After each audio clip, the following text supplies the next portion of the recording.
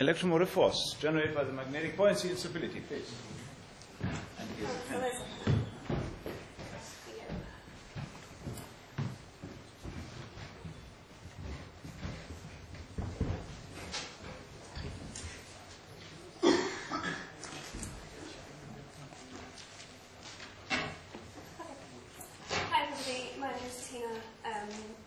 I'm a student at the University of Leeds. Forgive me if this is a bit rushed or nervous. I haven't had very long to prepare. I'm just going to talk about the work I've been doing so far on my PhD.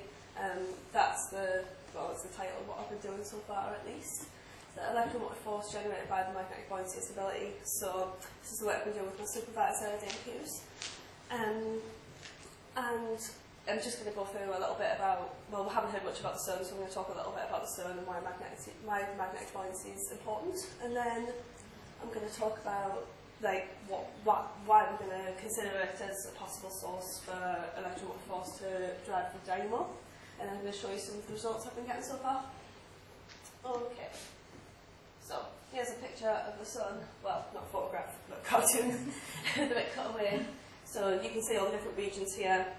So in the middle here, this is the core, this is where all the reactions are taking place, or all the sort of nuclear fusions taking place. And then in this section here, so this is the other section here, this is the radiative zone, so this is the place which is the part of the sun which is stable to convection, and the heat transport is primarily by radiation. Okay, and so these two sections together take about the middle 2/3 of the sun. And then in the outer third of the sun, we've got the convection zone. So this is where it's unstable at the convection, and so heat transport is primarily through convective motion. And then on the outside we've got the corona, where all the features we can see are happening. So this layer here, between the radiative zone and the convection zone, this is the taproot line. So this is an area where there's a lot of shear. It's a very thin layer, but where a lot of things are happening. And this is sort of where it's sort of considered that the dynamo is functioning, and it's considered quite an important part of the sun, even though it's so thin. And so that's the area that my work's mostly concentrating on. So, quick, tiny little bit about dynamo theory. So, just to say what the motivation for my work is, we're going to take the large-scale solar magnetic field and split it into its colloidal and toroidal components, as we've heard about already. So we want to complete this cycle. We want to take colloidal field, turn it into toroidal field, back to colloidal field, so to regenerate and sort of sustain the magnetic field. And so, first of all, if we just consider the colloidal to toroidal stage, so that's taken sort of radial and z-direction field and putting it and turning it into azimuthal field, then you can imagine this being done by the differential rotation of the sun. So at different radii and different latitudes, the sun is rotating at different speeds because it's not a solid body, and so if it's rotating at different angular speeds, then the field lines can be wound up. So colloidal field lines can be wound up and converted into toroidal field. And this affects reasonably well understood. It's kind of easy to imagine the physics that's happening behind that. Okay, so that's not what I'm going to focus on. I'm going to focus on the other half of the loop, which is converting the toroidal field into a colloidal field. And so one possibility for this is the alpha effect, even though it's quite often referred to as the alpha effect, even if that's not specifically what's happening. That's what's referred to as. And so that's what I'm concentrating on, just that half of the loop for now, although I do hope to sort of build a toy model later on. So the evolution of the large-scale field is governed by the induction equation. So here's the induction equation, which we've seen lots of already.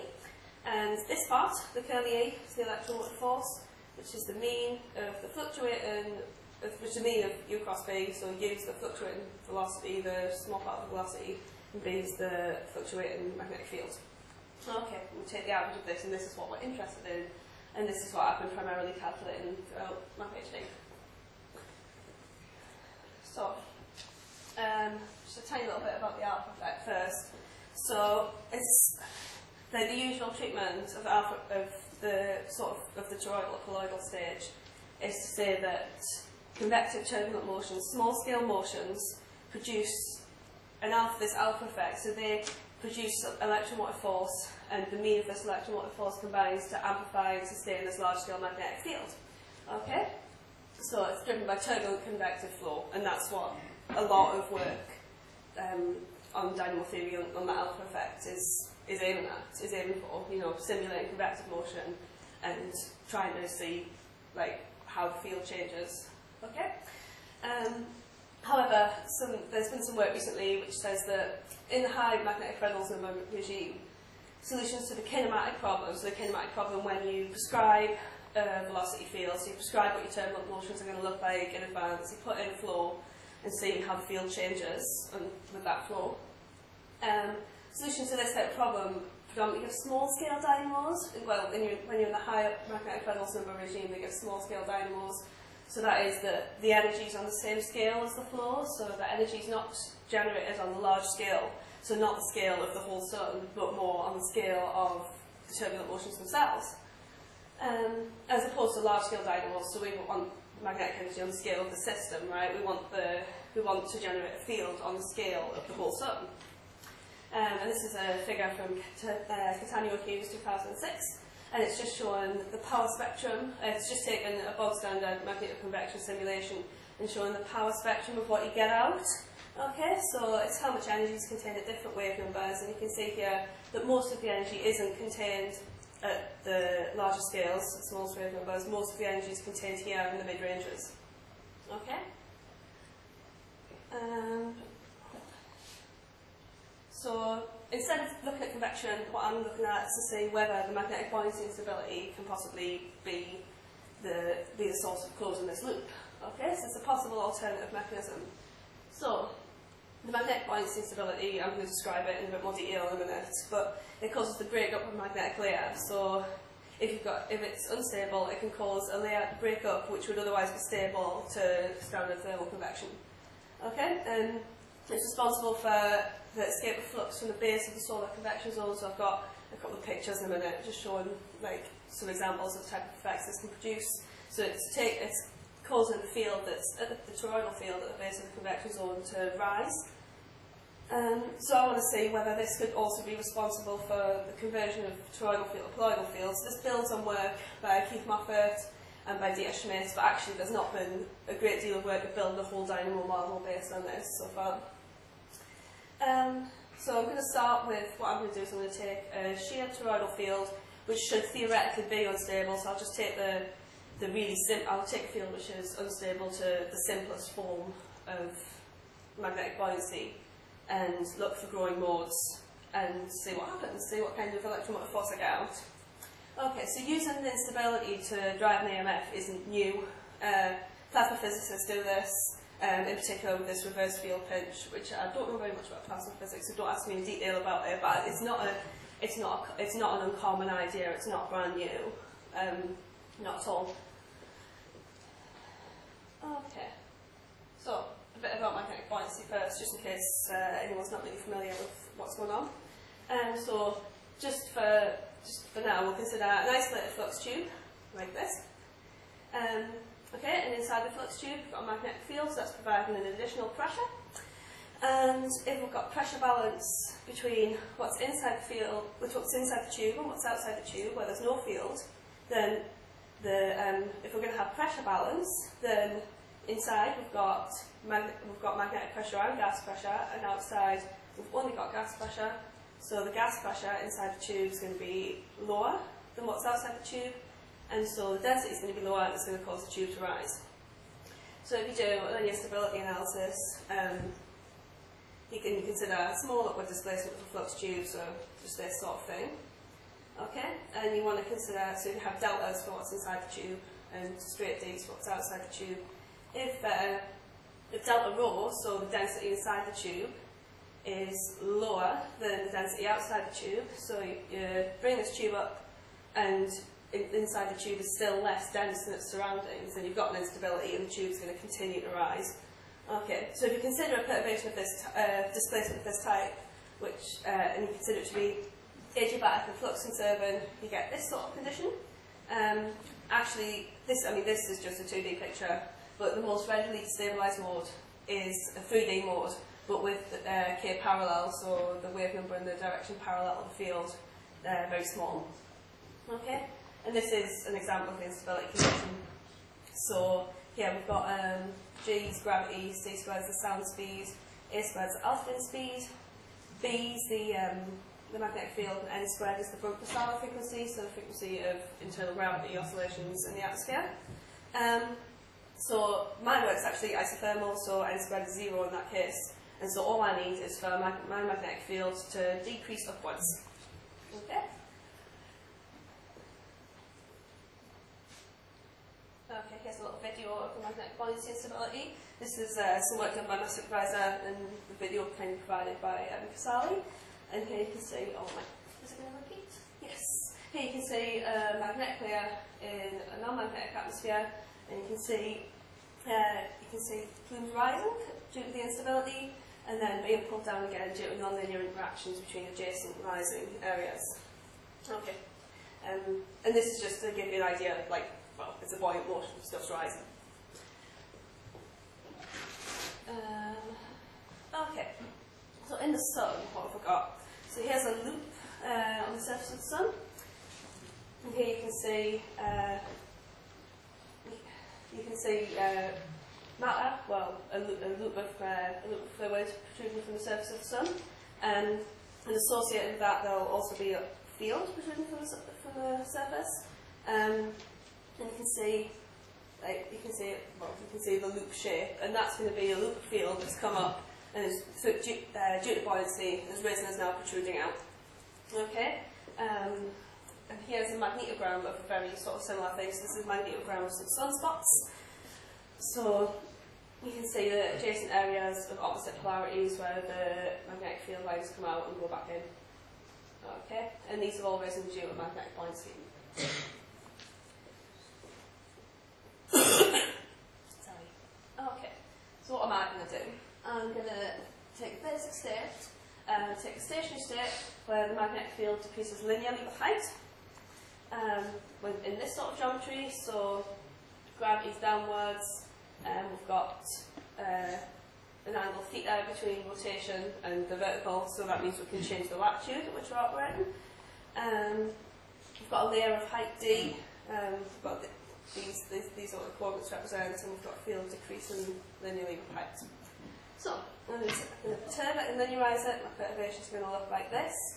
And if we're after Gruen modes, then what we want is positive real part of S. Okay, so I'm going to want the fastest Gruen mode, so the mode with the largest positive real part of S. So I'm going to search K-null space for the mode with the fastest growth rate, and then calculate the eigenfunctions, and from those calculate the EMF and see what we get.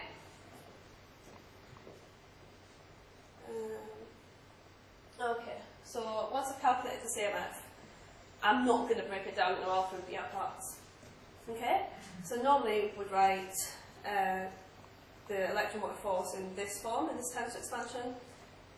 Okay, and this is fine in the kinematic regime, it's fine when you start with a particular velocity. But, like so, when you're in the kinematic regime, you would start by using a uniform field, so where this part's 0, to determine alpha ij, and then you would impose a particular field gradient which you knew about to determine beta ijk. Okay, so that's fine in the kinematic problem, but I'm not in the kinematic problem, I'm not prescribing a flow, I'm not choosing a flow, I'm starting with a layer and letting it go unstable. And so, because I'm starting with a layer and letting it go unstable, I'm not in control of the flow, of the perturbed flow, or of the perturbed magnetic field. I'm not in control of any of this. So my problem's in the dynamic regime, and so because the flow is driven by the instability, alpha ij and beta ijk aren't just properties of the flow like they are in the kinematic regime. They're properties of the whole system, the properties of all my parameters and everything. So they're properties of the flow and properties of the magnetic field, magnetic Reynolds number. So if I take out the field gradient, so using a uniform field, if I take out the field gradient, there's no instability because I need a field that decreases linearly with, well, I need a field that decreases with height. So if I take out the field gradient, it's not going to happen anyway. Okay? So I'm not gonna use this kind of breakdown. I'm just gonna look at the electromotive force, because we don't need to know alpha and beta to drive a dynamo. We just need the electromotive force.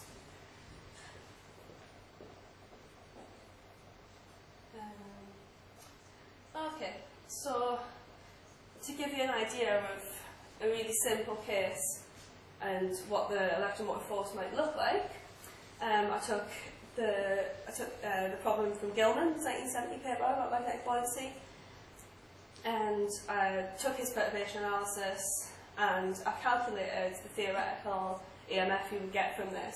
So this is a really simple case. So we've got no diffusion, and everything's really nice, like pretty much the nicest you can get.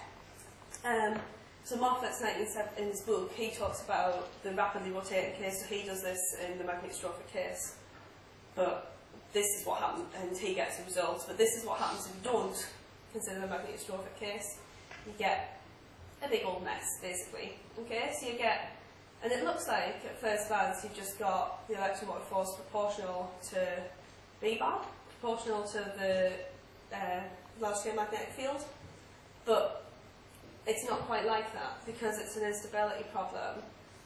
All of these things, so the growth rate and the whole of the eigenvalue, are all functions of every single parameter. So this is a mess.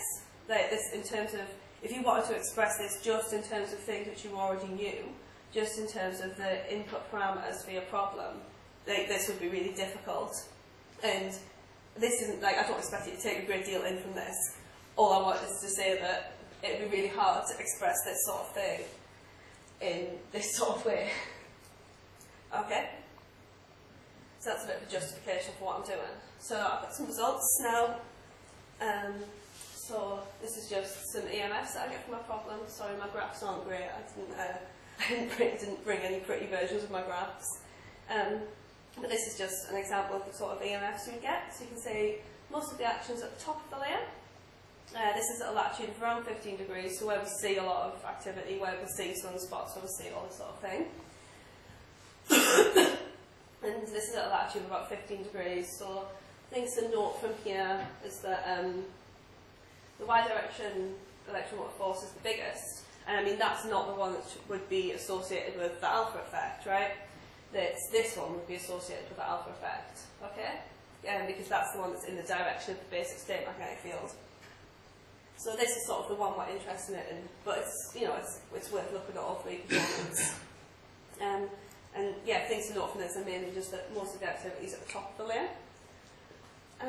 So then I went on to look at how the EMF might vary with all the different parameters of the problem. So I'm taking an EMF that, sorry, I might have skipped over this, but in this part my EMF looks like this. Not my EMF, my basic state magnetic field looks like this.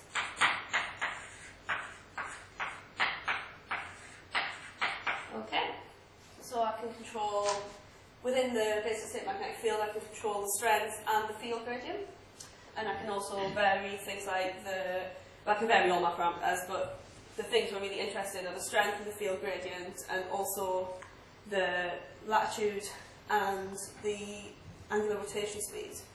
Okay, so I then went to Krause and Riedler's book, where they have lots of expressions, like analytical expressions for the electromotive force in cases with various numbers of preferred directions, as we were hearing earlier today. And I looked at the particular case which corresponds to mine, and just integrating, really simply integrating the electromotive force with respect to Z, just to find sort of a really, really crude average. This is how you would expect these things to depend. So you'd expect the Z direction field, the Z direction EMF to be round about 0. You'd expect the Y direction EMF to be round about constant, and the X direction EMF to vary like this. Okay? EY is the pumping, right? Sorry? EY is it's essentially the pumping, right? Okay, yes, that's how it's traditionally thought of, but that's not what I'm not really willing to break it down like that. I'm trying not to think of it as all being like part of it being alpha and part of it being the alpha effect and part of it being pumping and part of it being diffusivity. I'm trying not to think of it like that because of the dynamic nature of the problem. But Actually, is it? Yeah, I can see why it's partly pump and it's got some beta there too. And Yeah. I'm just surprised why it should be. It is really constant, yeah. well, I mean, this is only using linear dependencies in the expression from the book, so it's not. I mean, it's not an exact thing, but it's. I mean, it's not. This is only the dependencies on rotation and co-latitude as well. So yeah, I should say theta is co-latitude, not latitude. But this is only including dependencies on theta and omega. It doesn't include the dependencies on the parameters I wrote there because they haven't got time to talk about everything. So this is what it looks like varying with co-latitude. So I said I wanted it to vary as cos theta, and it pretty much does, which is kind of exciting. Yep, so the line is my results, and the crosses are cos theta. Well, the cos theta scales to match what I've got, that's kind of quite encouraging. The EY is sort of constant. I mean, it's constant around about -1. This is a pretty big scale. And this is, so I haven't put EZ up here because that's not very exciting, but instead I've just put the growth rates, the maximum growth rates at all the different co-latitudes, just so you can see, you know, there's an argument for applying more scaling in this situation. So this is just so that I don't have to scale it, because in some way that would take out these analytical results, but this just like enables you to see how you would scale it if you were to scale it in terms of the growth rate. Okay. And then this is the variation with rotation. So this is holding the co-latitude steady now. So I said that this would be proportional, and I mean it's not proportional, but it's odd, which is what you'd expect. And here we've got, when there's no rotation, you get, so that's when you get the most EY, but you don't get any EX, and you get the highest growth rate, but you still don't get any EX. Okay, so I should say that when I calculate my electromotive forces, I then weight them, so I calculate the electromotive force for two waves going in opposite directions. Because you can imagine a case, for example, in the zero rotation case, you can imagine that two waves going in opposite directions could have the same growth rate and either the same electromotive force or one could be a positive electromotive force and one could be negative, and they could cancel each other out. Okay, and that's actually what's happening here. So this weighting is sort of, I mean, that's what you'd expect. You'd expect nothing to happen at the equator, and so we've applied this weighting to ensure that everything's scaled and weighted in the appropriate way. Okay, so this is what I did when I first started, and this was just to get an idea of dependencies and forms of the EMF. What I'm eventually aiming to do is to use the EMFs that I calculate to make a cell-consistent toy model. So to use the EMFs I calculate to put back in the induction equation and use that to evolve the large-scale magnetic field. Okay, and so to do that, I'm going to need not just a 1D field, but I'm going to need a 2D shear field. Okay, so I'm going to add additional parameters. I'll put that in, yes I have. So I'm not just going to have this part anymore, this is what I had before, but I'm going to add a shear field in the Y direction too. Okay, in this case, I mean, we're expecting EMFs to look like this, but that's by the by really. But this is work that I'm doing like as a preliminary to like sort of making this model, which is sort of the final aim of my PhD. Okay, so this is first of all what happens to the EMF when you add some Y direction field.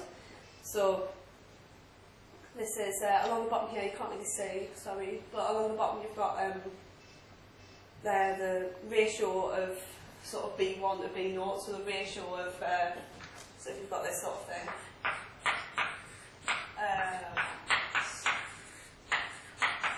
along the bottom here you've got B1 over B0. Okay, so it's just what happens when you increase the ratio of the Y direction field to the X direction field at Z of 0. Okay, and so adding in a bit of Y field, it increases the electromotive force in the X direction. which is fair enough because if you think about like the way the curls would work and stuff, that sort of makes sense. And it actually decreases the electromotive force in the y direction, so this is all negative because it was all below the axis. Okay, and the other thing it causes it to do is so here, when I said I was weighting the electromotive forces earlier, I was using the growth rate to do that. And so here you can see the growth rates of the two modes going in the two opposite directions, and you can see that adding some. So before I was always plotting two separate lines, but they were just very close together earlier. But here you can see that adding some y direction field actually causes the two modes to become more distinct. Okay. Finally, I've just got shown how the dependence on rotation has changed. So you can see that dependence on the rotation speeds now are a bit different. You know, we're seeing what appear to have sort of a minimum here and a maximum here. So it's looking a bit more signy, you know. And so yeah, it's just slightly different than what we had before. I mean, this really isn't a lot of field. So I think for this, B1 over B0 is like 100th or something. So I've hardly added any y direction field. It still made quite a bit of a difference. Okay. So yeah, it does make quite a bit of a difference having this extra field, and of course it's essential that I'm going to make this model out of it eventually. Okay, so what I'm hoping to do, well what I'm in the process of doing now, is to construct this self-consistent model. And it's like, so people haven't really done much about this before in terms of this problem, but Andrew Gilbert did do something in terms of vorticity generation, using the average product of two perturbations to calculate vorticity generation and to make a self-consistent model of overall vorticity, and that did work. So that's quite encouraging, and I'm quite looking forward to see what happens with this. So I'm going to build a model for this where it involves the induction equation and using electromotive forces calculated from instability results, like I've already been doing. So yeah, that's the general eventual aim. And so I'm going to use this to study the evolution of the mean field in this unstable layer and sort of draw analogies between this and the Target line and see what happens. Okay, thank you very much. Thanks so much. Any questions, please? Yes, yeah. When you did your eigensolution stuff, so you have an unstable situation to begin with. You pick something that should theoretically be unstable, so the theoretical instability conditions are all for very specific cases, so that the dispersion relations just get more and more horrible, and it becomes more and more hard to derive a condition for instability. So there's a condition for when it's diffusion, and that's okay, but then if you add in some diffusion, it gets a bit more horrible. You add in magnetic diffusion, it gets more horrible. And you can keep on adding terms in, and it just gets worse and worse. So I picked something that should be unstable at the simplest form, so just something decreasing with height. Because they're not all fields that decrease with height necessarily would have to be unstable with everything in. But in that situation, is your spectrum discrete? Do you know? No. The problem is when you're trying to get something back from your eigensolution, if you have a continuous spectrum, there's some computational problems with that. Well, not if I just look for the fastest growing mode. Surely it would be. If I'm only looking for. I mean, that is a problem. You're right. Maybe I should be looking at the whole spectrum. But in terms of what's going to dominate, the fastest growing mode is going to dominate, and so that's what I'm going to look at, because that's the one that's going to. Over large timescales or whatever, that's the one that would dominate as the fastest growing. But you're right, to calculate, there's definitely an argument to say you should calculate all eigenvalues and sort of look at them all and weight them all. But yeah, that was more of a random question. It's just something that's possibly there. Yeah. Any other questions? You try to couple this to a mean field model? At the end? Well, into the induction equation. So yeah, it's a mean field model in terms of it's got the electromotive force in it. So then the EMF was playing the role of an inhomogeneous term in some sense, yeah? Yeah, so it's a non-linearity because it's a product of perturbations in some sense. But so I'm not quite sure how it's going to work. I mean, what I would like to do is have it so it's shearing for a while, and then so it shears for a while, and then eventually it becomes sheared enough so that it becomes unstable, and then use either an analytical expression or use the code I've been using so far to find out what an EMF in that sort of situation would look like. But you need to update your EMF when the field evolves. So yeah, completely. Right. Yeah. Yes, please, Anwar. When calculating the modes, you neglect viscosity and magnetic diffusivity. No, I have magnetic viscosity. I have viscosity and magnetic diffusivity in. I have diffusivities in. So the analytical expression I showed you with that I calculated from Gilman doesn't have any of that, and I was only showing that because it's still horrible. But yeah, I have viscosity. I have magnetic diffusivity. I am isothermal, but I have and I also have rotation and all the things that can potentially make it a bit horrible. Yeah, I can imagine. But diffusion is probably important. I mean, if you were to go to the limit of high diffusion, the growth rate or the EMF would go down. I haven't really varied diffusion. I've been trying magnetic diffusion. At least I've been trying to keep it quite high. But I mean, it's not really a study into the effects of magnetic diffusion. But I've been trying to keep it quite low. Sorry, I've been trying to keep the Reynolds number quite high. But it hasn't really been a study into that so far. But you're right, that could be something worth looking at least to go on my thesis, if not to get published. That'd be a useful thing to consider. Good. If there's no further question, then let's thank Tina again.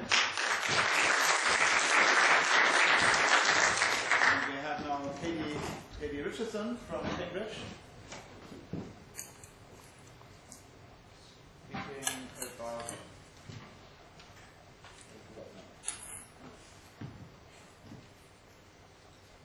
a simple nonlinear dynamo model, effects of fluctuations. So, please.